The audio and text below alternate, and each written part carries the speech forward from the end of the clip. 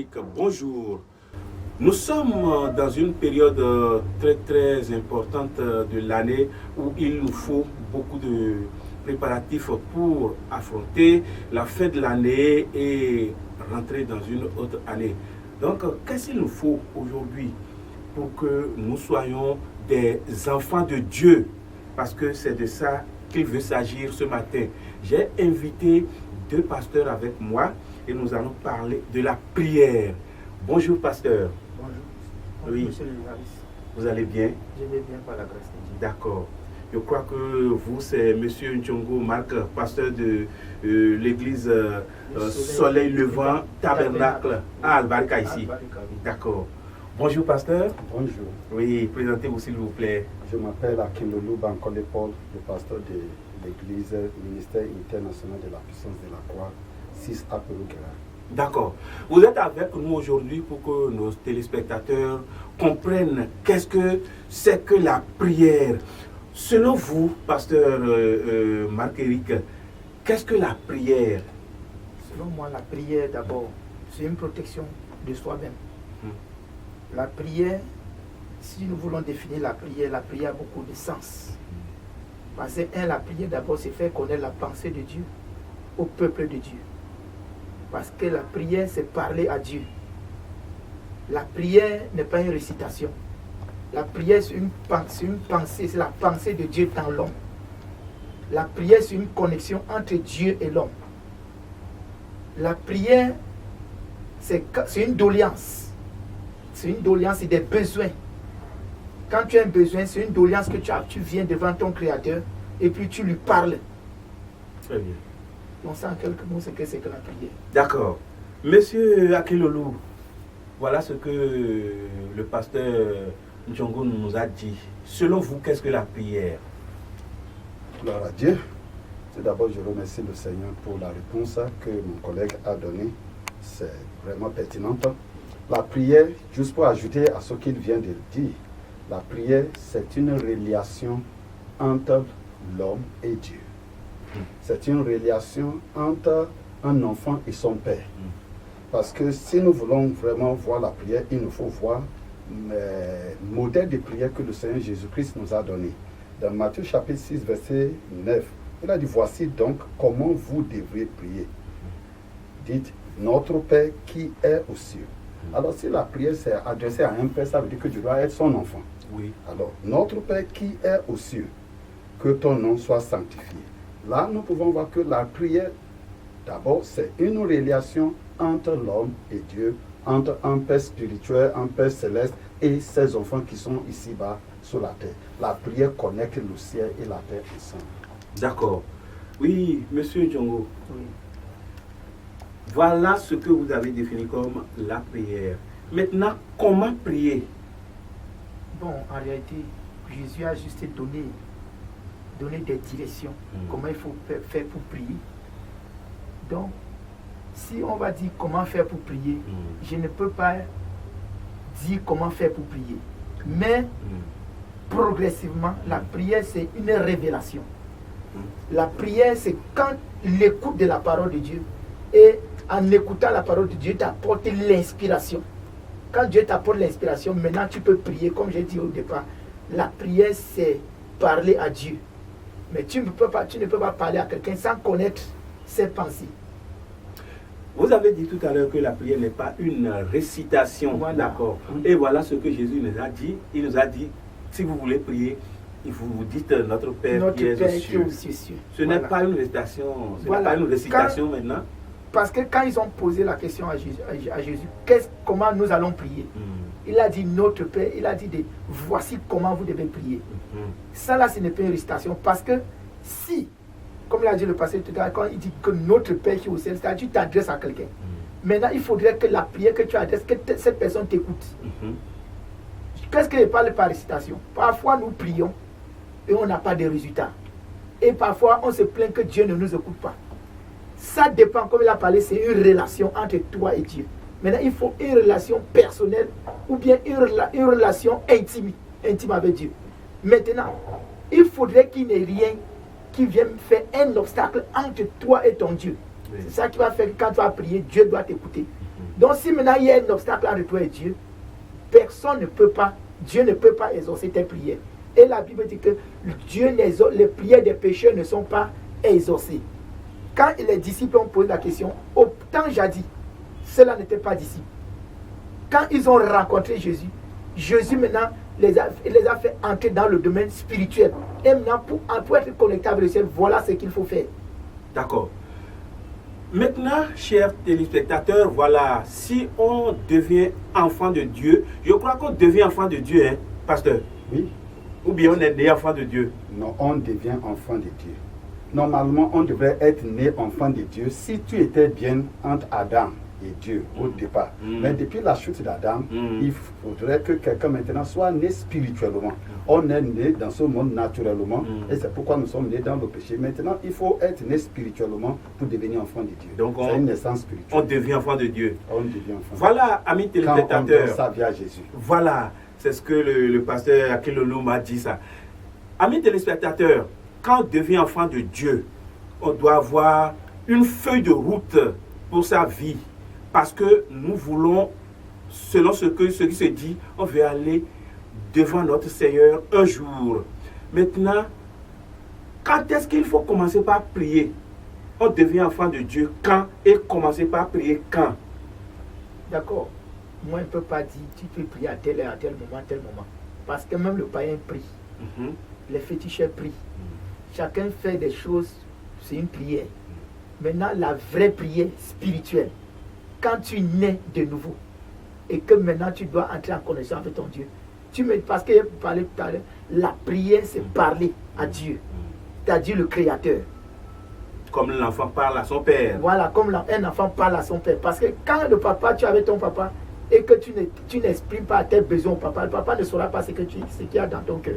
C'est quand tu exprimes tes besoins que le papa prend maintenant acte de ce que maintenant le papa te donne selon sa richesse qu'il a. C'est comme ça aussi la relation entre Dieu et ses enfants. D'accord. Monsieur Akilolo, aujourd'hui, les gens se plaignent, ceux d'à côté, ils se plaignent parce que s'il y a une église à côté, les gens prient à haute voix et les gens n'arrivent pas à dormir. C'est pourquoi je demande comment il faut prier, quand est-ce qu'il faut prier? À haute voix ou comment? Qu'est-ce que Jésus vous a dit, vous, en tant que pasteur, représentant de Dieu sur la terre? D'accord. C'est une très belle question que vous avez posée.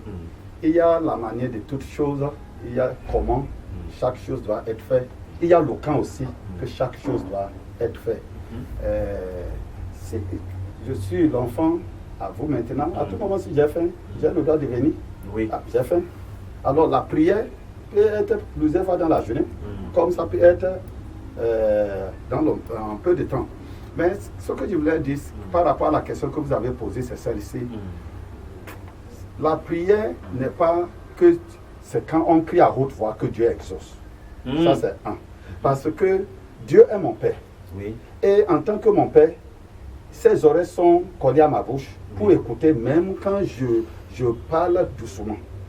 Alors, qu'est-ce que je vais dire par là? C'est que si un chrétien vit dans un domicile, il faut qu'il considère les autres. Oui. Ce n'est pas que c'est quand on crie à haute voix qui pousse Dieu à nous exaucer. Oui. C'est quand on prie selon sa volonté.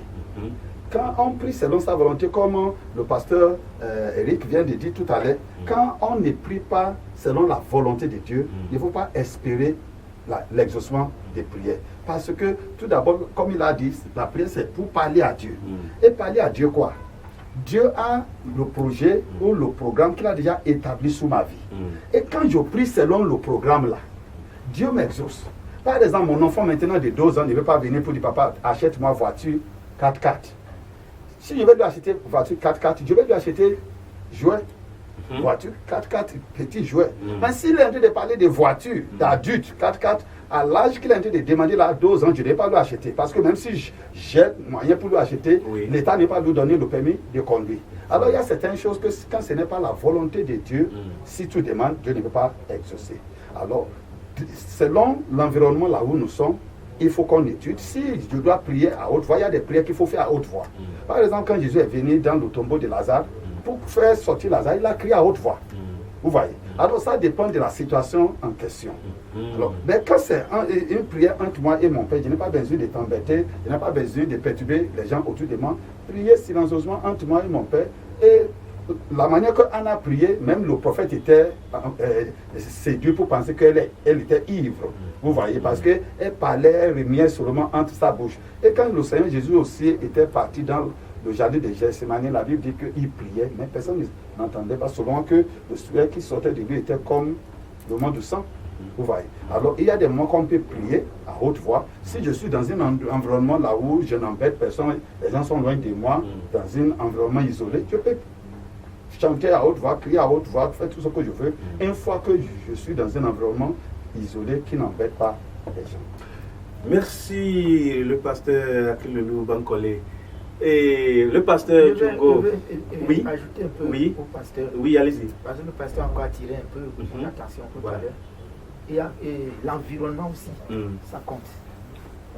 Parce que quand nous sommes en groupe, quand on est en groupe, par exemple, quand on vient à l'église, on se rassemble pour prier. Il y a pas mal, quand le pasteur lance, le pasteur peut lancer une requête de prière. Comme nous sommes dans une ensemble, on peut prier à haute voix.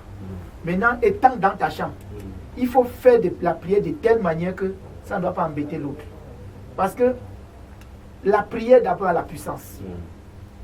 Vous comprenez un peu? Oui. Maintenant, parce qu'il y a des gens, quand on prie à haute voix, ils se disent que ça les embête. Maintenant, ça les embête dans quel sens? Peut-être ça trouble son sommeil, il n'est pas compris dans ses oreilles. Ça là, c'est ce que le monde croit. Maintenant, quand ils mettent leur musique du monde là, ils ne savent pas que ça t'embête. Si. Parce qu'il n'y a pas moment. Tu perds dans ta chambre, de prier. Quand tu entres dans la dimension surnaturelle, tu ne sais même pas quand est-ce que tu parles fort. C'est pourquoi il dit la prière n'est pas une récitation. Comme le pasteur vient de le dire, ça dépend de l'environnement, c'est la vérité. Mais il y a des moments que tu peux commencer à prier dans ton cœur. Parfois ta bouche ouvre sans que tu t'en rendes compte. Et ça. Surtout quand il y a les gémissements du Saint-Esprit. Voilà. Quand ça vient avec gémissement. Oui. Si une femme maintenant, journaliste, c'est une femme enceinte, pendant qu'elle n'est pas encore à terme, vous savez qu'elle est calme. Mais le jour que l'heure de l'enfantement arrive, est-ce qu'il y a quelqu'un qui peut lui dire tais-toi là-bas? Quand la femme rentre en travail. Voilà. Vous voyez. Alors, aussi, pour ajouter à ce que j'avais, parce que le sens dont j'ai parlé que la prière doit être silencieuse, c'est quand il s'agit de moi seul. Je n'ai pas besoin d'embêter ma femme ou tout le monde de ma maison.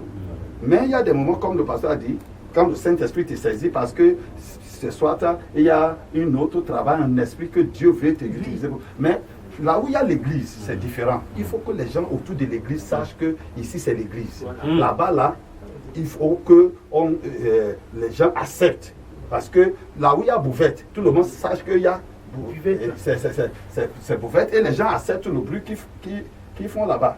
Alors là où il y a l'église, on n'est pas dit que tout le monde doit prier sans que les gens n'entendent pas ce qu'il se dit au dehors. Il semble que dans les bars-restos aujourd'hui, il y a trop de bruit. D'abord, les gens ne respectent pas les temps. Maintenant, il semble que l'État a dit qu'il faut d'un temps à un autre, de telle heure à telle heure, pour que les gens puissent dormir. C'est ce que je dis. Alors, pour la prière, ça n'a pas un temps record, non? Non, la prière, si vous parlez de la prière de l'église? Oui. Si c'est la prière de l'église, par rapport à ce que vous avez dit, l'État a déjà rédigé l'heure sonore qu'il faut respecter. Par exemple, de 19h à 22h, c'est accepté que chacun peut, mais à partir de 22h jusqu'à 5h, de laisser les gens dormir, de 5h encore. Alors, c'est les heures isolées que l'État a marquées pour ceux-là qui veulent faire le repos. Et je crois aussi dans l'après-midi, de midi à 15h, pareil, à cause de ceux-là qui veulent faire sieste. C'est le temps marqué pour... Le pasteur Djongo, c'est ça, c'est ce que le pasteur Akilolu a dit. Oui, donc c'est vrai, l'État a donné des heures pour lesquelles nous allons prier à haute voix, bien utiliser la sonorisation. Vous voyez, c'est normal. Parce que quand nous faisons la prière de 19h à 22h, il y a les bivettes qui animent de 19h à 5h du matin. Avant, je crois. Même maintenant. Ça continue toujours. Ça Même continue. maintenant. Là où j'habite, à Quilombo, là où je suis là, il y a un hôtel là. À Parakou ici. Oui, à Parakou ici. Lui, il anime 24. Je ne sais pas si ces gens-là dorment. Donc, même si tu as agenouillé dans la chambre pour méditer, tu entends la sonorisation dans tes oreilles. Maintenant, si c'était les chrétiens, on doit se soulever. D'accord. Là, on va s'approcher des autorités compétentes pour nous clarifier ce problème maintenant, puisque les citoyens veulent dormir. Voilà. Ils ont vaqué à leurs occupations toute la journée et il faut un temps pour qu'ils dorment. Là, je ne sais pas si, vous voyez, les bars restos ne respectent pas, mais vos églises, vous respectez. On respecte. De quelle heure vous ne voulez plus, vous ne pouvez plus prier? De prier la prière à haute voix ou bien à basse voix. À haute voix, Là, qui empêche bon, les citoyens si, selon ce qu'ils s'ils disent. sont déjà à 21h, s'ils sont déjà à 21h, le pasteur ordonne que les gens prient à basse voix pour ne pas perturber ceux qui sont à côté. Oui. Ce n'est pas d'ailleurs crier qui fait que Dieu t'exauce, mais il faudrait qu'on crie. Parce qu'un fou doit crier pour qu'on l'écoute. Au ciel, ici, il n'y a pas de bruit. Donc, au ciel, il n'y a plus de bruit que ça. Un fidèle doit être. Un fidèle est un fou, je crois. C'est un fou. Tu dois devenir fou. En plein marché, quand tu vas commencer à crier la prière, les gens vont te regarder comme un fou. La Bible déclare que les choses du monde, Dieu a pris les choses viles pour se manifester. Et quand le monde nous voit dans cet état, il pense que nous sommes fous. Néanmoins, il faut que les gens se reposent. Non, à midi, à se reposer comment? À 10h 10h, 11h, les gens vont se reposer comment? Et quand je joue les musiques partout, là, les gens se reposent. Bon, c'est pourquoi j'ai dit qu'il faut qu'on s'approche des autorités compétentes pour donc, tirer une réponse de leur bouche, quoi. Le pasteur Akinlolo, Dieu exauce-t-il la prière aujourd'hui? Dieu exauce la prière toujours, parce que c'est lui-même qui a dit de prier. La prière, l'homme ne peut pas faire sans la prière. C'est comme le véhicule ne peut pas faire sans carburant. Parce que Dieu, la prière est nécessaire pour connecter l'homme à Dieu. La manière que Dieu a fait l'homme, c'est que l'homme ne peut pas fonctionner sans Dieu. Quand Dieu a créé l'homme, il a mis son esprit en l'homme. Ça fait que l'homme ne peut pas fonctionner sans Dieu. L'homme a toujours besoin de la direction de Dieu, il a toujours besoin du soutien de Dieu, il a toujours besoin de la force de Dieu. Regardez par exemple au temps d'un prophète comme Élie. Il va dire, si je suis un homme de Dieu, que le feu descende du ciel. Le feu donne, il demande. C'est le feu qui est au ciel là, le feu que même sa pompier terrestre ne peut pas éteindre. Vous voyez? Alors tout ce que nous voulons utiliser en tant qu'homme, je n'ai pas dit homme de Dieu, en tant qu'homme, tout se trouve au ciel. Alors tu es sur la terre, mais tu es connecté au ciel par la prière. C'est la prière là qui fait descendre tout. C'est pourquoi dans Matthieu chapitre 7, verset 7, il a dit demandez, on vous donnera. Cherchez, vous trouverez. Frappez, l'on vous ouvrira. Alors l'on là, c'est côté du ciel. Quand tu n'as pas prié, le ciel n'a rien à décaisser pour toi. D'accord. Je demande si Dieu exauce la prière aujourd'hui. Et nous constatons que beaucoup prient, mais ils n'ont pas ce qu'ils veulent. Oui, parce que c'est ça que j'avais donné comme réponse l'autre fois.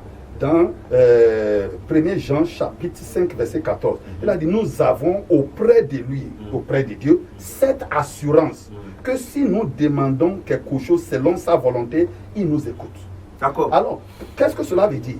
Quand je demande quelque chose qui est dans la volonté de Dieu, mon Père, c'est déjà d'office qu'il doit m'accorder ça. Mais quand je demande quelque chose qui est hors de sa volonté, par exemple, un temps une femme est venue me dire que de prier que le mari d'autrui vienne lui doter. Je dis, Dieu ne vole pas le mari d'autrui. Va prier à Dieu de te donner ton propre mari. Est-ce que vous voyez? C'est un exemple. Parce que j'ai donné un exemple tout à l'heure que mon enfant de 12 ans ne veut pas me dire de lui acheter voiture à 12 ans et moi aussi bêtement je vais lui acheter. Ce n'est pas que je n'ai pas l'argent pour lui acheter, mais il n'a pas l'âge pour lui utiliser. Il y a certaines choses que les chrétiens demandent que soit ce n'est pas encore le temps pour en avoir, oui. Ou bien ce n'est pas la volonté de Dieu pour lui. Le fait que Dieu t'a donné quelque chose n'a pas dit que c'est la volonté de Dieu pour pouvoir aussi d'avoir la même chose. Par exemple, regardez Marie qui est même la mère de notre Seigneur Jésus.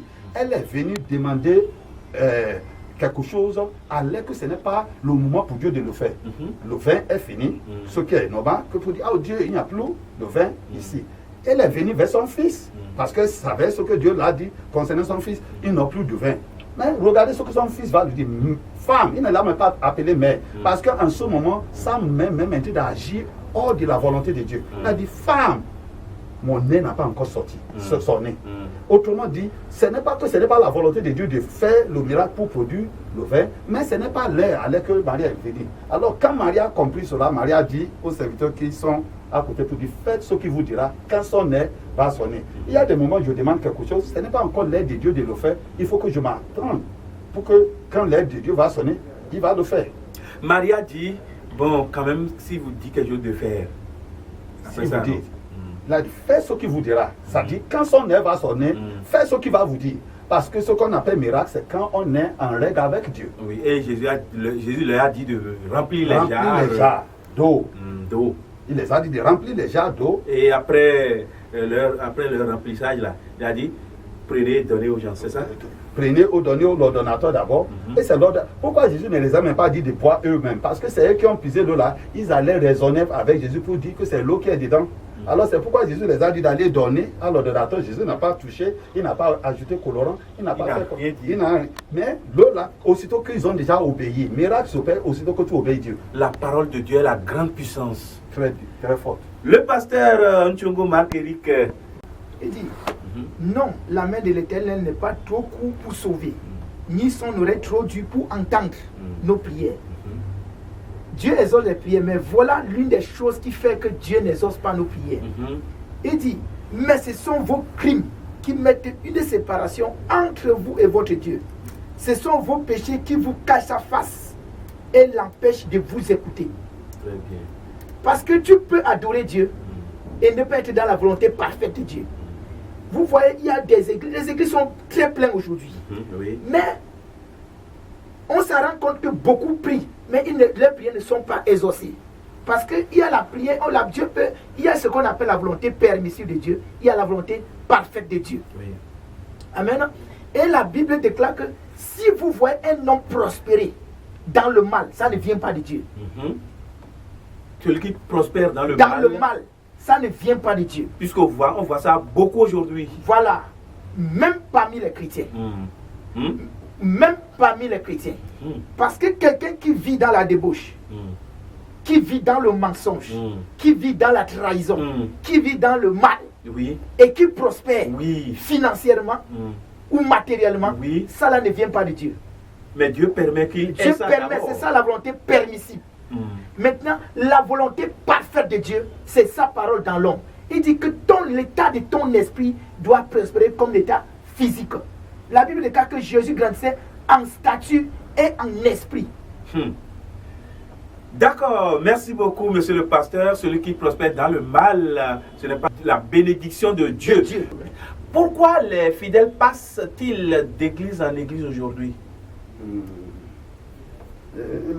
Les fidèles passent de l'église en église pour plusieurs raisons. Pour plusieurs raisons. Soit parce que ces attentes ne sont pas satisfaites. Et pourquoi? Et c'est que nous avons une génération, je disais quelque chose tout à l'heure, tout est lié ensemble, que si l'aide de Dieu n'a pas encore sonné pour moi, pour que Dieu fasse quelque chose pour moi, il faut que j'attende. Maintenant, nous avons une génération de macaroni. Qui veut une génération macaroni. Qui veut tout de suite. Qui veut cuire automatiquement. Il veut que Dieu fasse tout de suite. Alors si maintenant il est chez moi, prière n'a pas vite exaucé, il pense que c'est pour aller chez quelqu'un d'autre, il entend même que quelqu'un d'autre arrive. C'est comme un parcours, quand quelqu'un d'autre arrive aujourd'hui, tout le monde court d'abord vers lui, c'est comme lui il est venu avec quelque chose de nouvel, qui est différent de ceux qui étaient sur le terrain. Alors c'est un esprit. C'est un esprit de manque de patience, manque de connaissance. La Bible dit mon peuple périt faute de connaissance. Et aussi, il y a le péché qui est dedans. Parce qu'il y a d'autres, quand tu le réprimandes maintenant ici, et parce qu'il ne veut pas subir les disciplines, et il quitte pour aller ailleurs. Et il y a plusieurs raisons, comme je l'ai dit. Oui, la même question vous est revenue, pasteur Nchongo. Les fidèles passent d'église en église. D'ailleurs, d'abord, j'appelle ces gens des fidèles, ce sont des vagabondages on appelle ça le vagabondage spirituel. Mhm. Et quelqu'un qui fait un vagabondage spirituel, il faut savoir que sa vie n'est pas correcte. Mhm. Comme le pasteur a dit tout à l'heure, quand tu le réprimandes, il préfère te quitter. Parce qu'aujourd'hui, plusieurs chrétiens ne veulent pas qu'on leur dise que ce qu'ils font n'est pas bien. Ils veulent là où le péché est toléré. Ils veulent là où on va les accepter comme cela et ne pas leur dire ce qu'ils font dans le secret. Et quand tu fais des choses dans le secret, il faut savoir que Dieu ne peut jamais exaucer tes prières. Et ça fait que tes péchés vont t'empêcher à entrer dans ta destinée. Tes péchés vont t'empêcher à recevoir ce que Dieu veut de toi. Ok, d'accord. Chers téléspectateurs, nous avons invité aujourd'hui le pasteur Nchongo Marc-Éric, le pasteur de l'église Soleil Levant Tabernacle d'Al-Barka. Et son second, c'est monsieur le pasteur Akin Lolou Bankole Paul du ministère international de la puissance de Dieu. C'est Akperougera. De la croix. Nous allons, oui, de la croix. Hein. Ok, nous allons conclure cette émission en disant comment nous allons demander à nos fidèles de prier pour qu'ils exaucent notre prière. Le pasteur, pour que Dieu les exauce ou bien? Oui. D'accord. Je crois que c'est pour les dire d'être proche de Dieu, de suivre la parole de Dieu comme mon collègue l'a dit. Parce que tout d'abord, prier, c'est selon la volonté de Dieu. La volonté de Dieu, c'est la parole de Dieu. Et si quelqu'un est connecté avec Dieu, il est dans la volonté de Dieu, Dieu va lui exaucer. Si ils sont en règle avec Dieu, Dieu n'est pas compliqué. L'une des choses qu'il nous faut savoir, c'est que Dieu n'est pas compliqué du tout, du tout. La Bible dit que ces commandements ne sont pas pénibles pour nous. Alors il faut que les fidèles se mettent en règle avec Dieu, et c'est tout. Et Dieu va toujours les exaucer. Et qu'ils prient selon la direction que le pasteur les donne. D'accord. Pasteur Nchongo, nous allons conclure l'émission. Si nous pouvons lire quelque chose dans les livres des actes, verset 38. Oui. 38. Vous avez la question, la conclusion, c'est quoi? Oui. Comment nous allons prier pour que Dieu exauce nos prières? Comment nous allons prier pour que Dieu exauce nos prières? Oui. Vous voyez, on ne met pas la charrue avant les buts. Comprenez ce que Pierre dit ici. Il dit, après avoir entendu ces discours, il eut le cœur vivement touché. Et il dit à Pierre et aux autres apôtres, « frère, que ferons-nous? Comment on va faire pour prier pour que vraiment Dieu nous exauce ?» Voilà. Comprends ce que Pierre dit ici au verset 38. Oui. Il dit, Pierre leur dit, répentez-vous. Oui. Et que chacun de vous soit baptisé au nom du Seigneur Jésus-Christ pour le pardon de vos péchés et vous recevez le don du Saint-Esprit. D'accord. Voilà ce que Pierre nous a... C'est Paul qui a dit ça. Hein? Pierre. C'est Pierre qui l'a dit? Voilà. D'accord. Amis téléspectateurs de Restauration Afrique TV, merci de nous avoir suivis.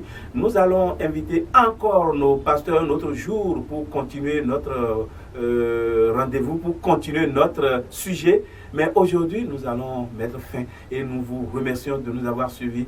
Merci pour notre patience, merci pour votre patience. Monsieur le pasteur Nchongo, merci de nous avoir donné votre temps pour être avec nous.